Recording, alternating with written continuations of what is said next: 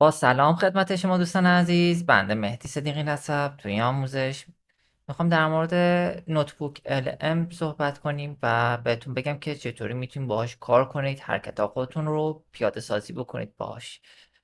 چیز خیلی خوبیه، میتونید خیلی حرکت خوبی باهاش بزنید و خیلی کارا میشه باش انجام داد. این سایت رو براتون، این صفحه‌شو براتون میذارم، اینو بزنید و ورود کنید به این برگه میاد. اینطوری براتون میاد.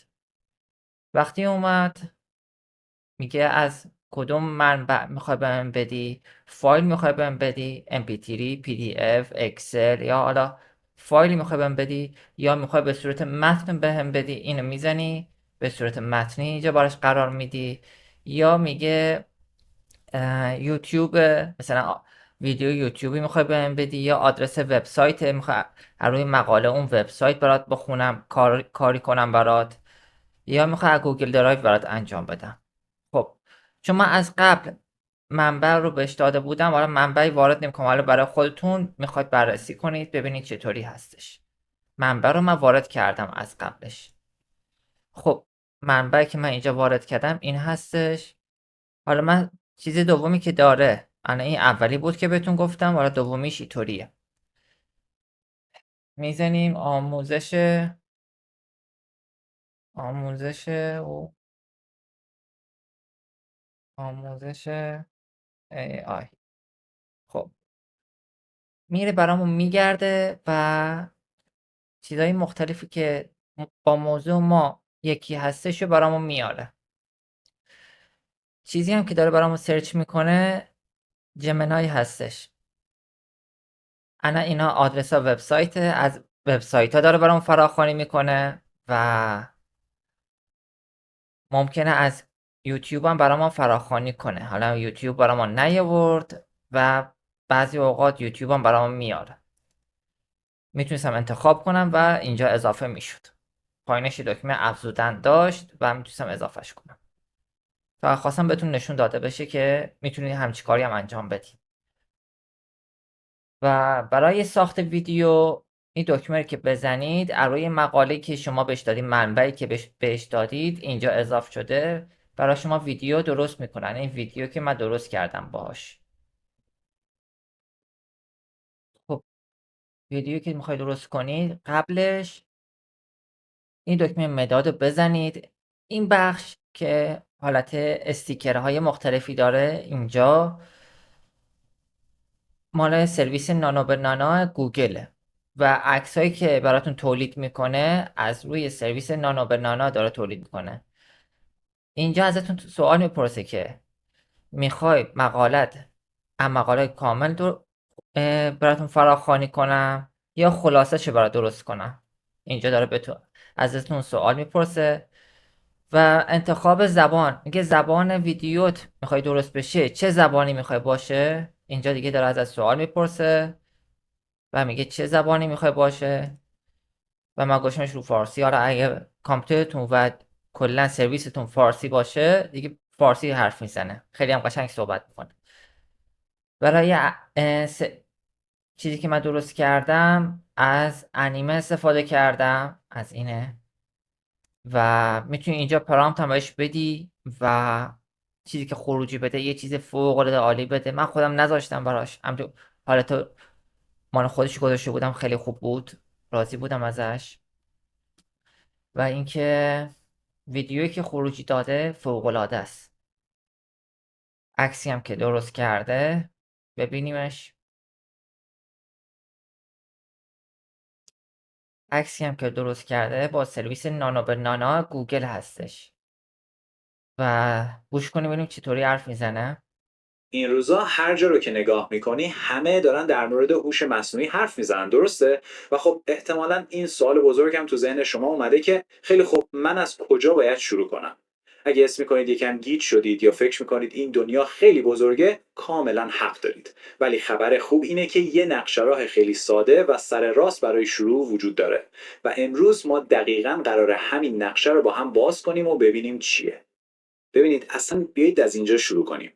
هوش عکسایی که برام تولید کرده فوق العاده است. صدایی که تولید کرده واقعا فوق‌العاده است. انگار واقعا یه دونه انسان داره صحبت میکنه در مورد موضوعی که من بهش دادم.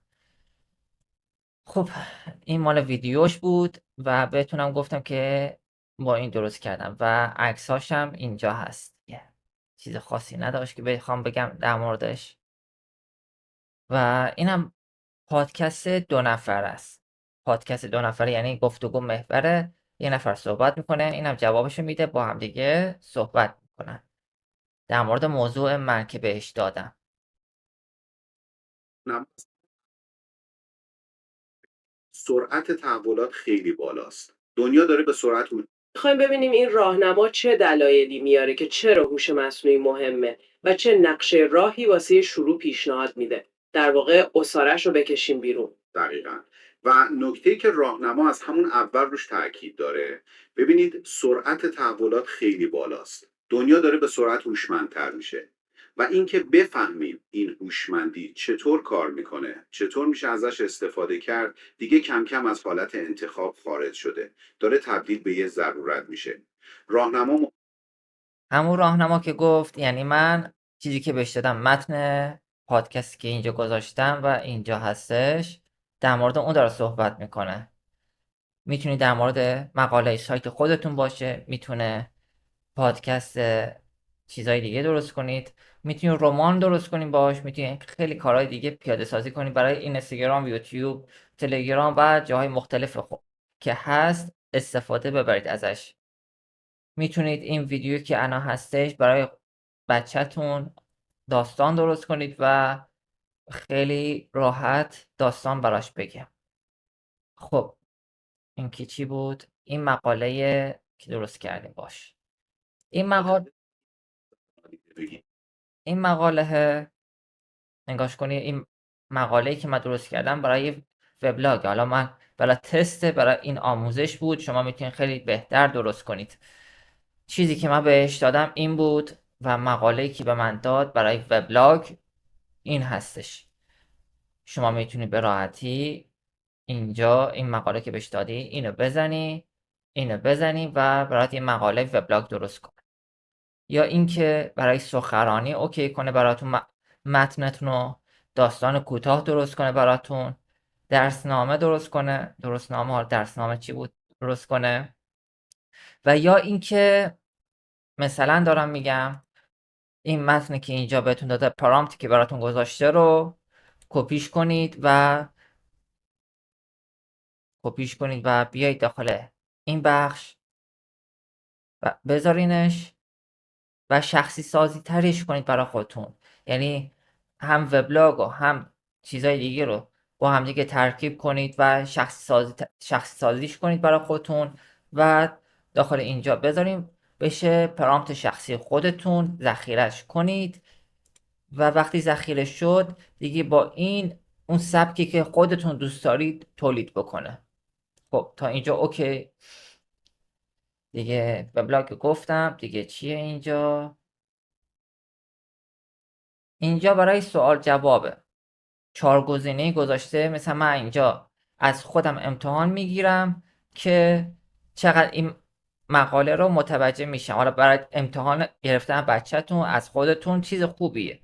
میتونید اینجا برای خودتون یه امتحان درست کنید که بهتر متوجه بشید. حالا اگه درسی داری چیزی داری PDFش درست کنید و بهش بدید، اینجا امتحان از خودتون بگیرید و بهتر درس رو متوجه بشید. تا اینجا اوکی. خب دیگه چی داریم اینجا؟ فلش کارت. فلش کارت هم بیشتر برای درس ها خوبه و اینجا ازت سوال کرده و پشت سرش هم جوابش نوشته. اگر میخوای بهتر در مورد این بهتر متوجه بشی، اینجا یه توضیح دادن گذاشته. وقتی هم با پرسی جمنای جوابتو میده. جمنای سرویس گوگله. خب میزنی اینجا از این سوال شما پرسیدی، اینجا جمنای داره فکر میکنه و جواب شما رو بده. اینم جواب شما به راحتی داده شد و میتونی ازش استفاده کنی و اون درسی که داری رو بهتر متوجه بشی. من ازش در مورد AI که سوال کرده بودم پرسیدم. شما میتونید هر چیز دیگه بپرسید در مورد کارت هایی که درست کنید، در مورد هر چیزی باشه و اینجا هم در مورد هر چیزی ازش سوال بپرسید. خب هر چیز غیر مجاز ازش نپرسید، جوابتون رو نمیده. خب فلش کارت گفتم دیگه. چیه؟ نقشه ذهنی. نقشه ذهنی چیه؟ من میخوام مثلا توی زمینه بورس ورود کنم. اینجا مثلا زمینه بورس ورود کنم، ترید میخوام ورود کنم، برنامه‌نویسی میخوام ورود کنم، یا میخوام AI شروع کنم. یه زمینه کاری رو میخوام شروع کنم. اینجا زمینه کاری منو گذاشته. بعد زمینه کاری هایی که زیر مجموعه این هستن. چرا با شروع کنم؟ برای چی با شروع کنم؟ چطوری با شروع کنم؟ توی ازم سوال کرده. بعد اینجا جلوی همون سوالهاش دکمه گذاشته که بزنیش، فلش گذاشته برا من که بزنیش یه چراغ‌های راهی برای من روشن میشه.